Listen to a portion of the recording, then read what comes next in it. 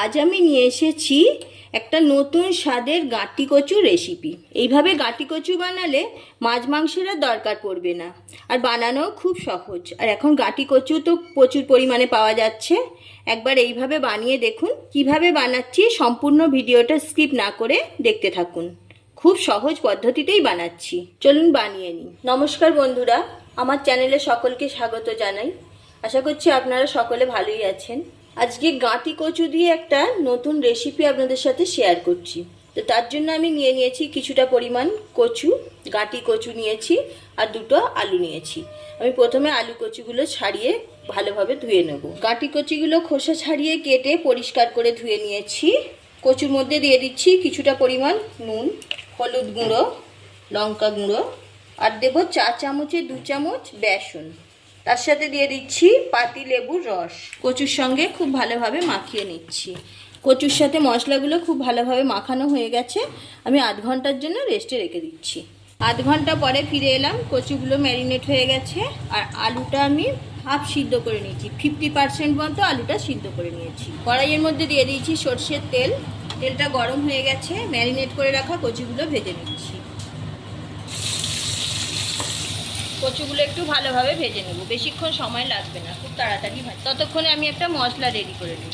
এখানে আমি টক দই নিয়েছি, দইটা খুব ভালোভাবে ফেটিয়ে নিয়েছি। কাশ্মীরি লঙ্কার গুঁড়ো সামান্য দিয়ে দিচ্ছি, হলুদ গুঁড়ো, লঙ্কা গুঁড়ো, জিরে গুঁড়ো, ধনে গুঁড়ো। দইয়ের সাথে মশলাগুলো ভালোভাবে মিশিয়ে নিচ্ছি। কচুগুলো ভাজা হয়ে গেছে, আমি তুলে নিচ্ছি। কচু ভাজা তেলের মধ্যেই দিয়ে দিচ্ছি তেজপাতা, শুকনো লঙ্কা, এলাচ, লবঙ্গ, দারুচিনি, গোটা জিরা, অল্প একটু জোয়ান দিয়ে দিচ্ছি। ফোড়নটা ভালোভাবে ভেজে নিচ্ছি। ফোড়নটা ভাজা হয়ে গেছে, এবার এর মধ্যে দিয়ে দিচ্ছি কেটে রাখা পেঁয়াজ। পেঁয়াজগুলো ভালোভাবে ভেজে নেব। পেঁয়াজটা ভাজা হয়ে এসেছে, ছোট করে কেটে রাখা একটা বড় সাইজের টমেটো দিয়ে দিলাম। পেঁয়াজ টমেটো ভাজা হয়ে গেছে, 1 চামচ আদা রসুনের পেস্ট দিয়ে দিচ্ছি। ভালোভাবে নাড়াচাড়া করে ভেজে নিচ্ছি আদা রসুনের কাঁচা গন্ধটা যাওয়া পর্যন্ত। আদা রসুনের কাঁচা গন্ধটা চলে গেছে, আমি সামান্য চিনি দিয়ে দিচ্ছি। চিনিটা দিয়ে কয়েক সেকেন্ড নাড়াচাড়া করে নিলাম। এবার রেডি করে রাখা মশলাটা দিয়ে দিচ্ছি। আর মশলাটা নাড়াচাড়া করে ভালোভাবে কষিয়ে নিচ্ছি। মশলাটা কষানো হয়ে গেছে, মশলা থেকে তেল বেরোচ্ছে। আরও কিছুক্ষণ কষিয়ে নেব। ভেজে রাখা কচুগুলো দিয়ে দিচ্ছি। মশলার বাটিটা ধুয়ে একটু জল দিয়ে দিচ্ছি। এবার কচুগুলো ভালোভাবে কষিয়ে নেব। কচুগুলো মশলার সাথে খুব ভালোভাবে কষানো হয়ে গেছে। এবার আলুগুলো দিয়ে দিচ্ছি। আলুগুলো কিছুক্ষণ কষিয়ে নেব, আর একটু জল দিয়ে দেব।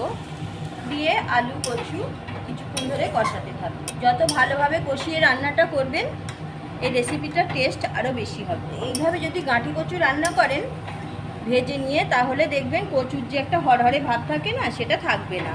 আর খেতেও অসম্ভব সুন্দর লাগে। গরম ভাত কিংবা রুটির সাথে খুব ভালো খেতে হয়। রেসিপি ভালো লাগলে অবশ্যই একটা লাইক দেবেন। যে সকল বন্ধুরা নতুন, চ্যানেলটি সাবস্ক্রাইব করে পাশে থাকার অনুরোধ রইল।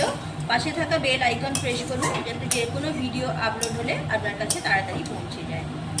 পরিমাণ মতো নুন দিয়ে দিচ্ছি। আগে নুন দেওয়া ছিল কচুর সাথে, সেইটা বুঝে দিতে হবে। এবার দিয়ে দিচ্ছি জল। জল দিয়ে দিয়েছি। এবার ঢাকনা দিয়ে কিছুক্ষণ সিদ্ধ হতে দেবো। 5-7 মিনিট সিদ্ধ হতে দেবো। 7 মিনিট হয়ে গেছে, আমি ফিরে এলাম। ঢাকনাটা খুলে নিয়েছি। দেখুন কত সুন্দর কালার এসেছে তরকারিটার না। কচুটা কেটে দেখি, দারুণ সিদ্ধ হয়ে গেছে। আমি গ্যাসটা অফ করে দিচ্ছি। সিদ্ধ হওয়ার সময় আমি গ্যাসের ফ্লেমটা লোতে রেখেছিলাম। এবার একটা পাত্রে নামিয়ে নিচ্ছি। তৈরি হয়ে গেল কচু আলুর একটা দুর্দান্ত স্বাদের রেসিপি। এখন তো বাজারে প্রচুর পরিমাণে কচু পাওয়া যাচ্ছে। এইভাবে আপনারাও একবার বানিয়ে নিন। আজ এই পর্যন্ত। ভালো থাকুন, সুস্থ থাকুন। আবারও দেখা হচ্ছে অন্য কোনো এপিসোডে।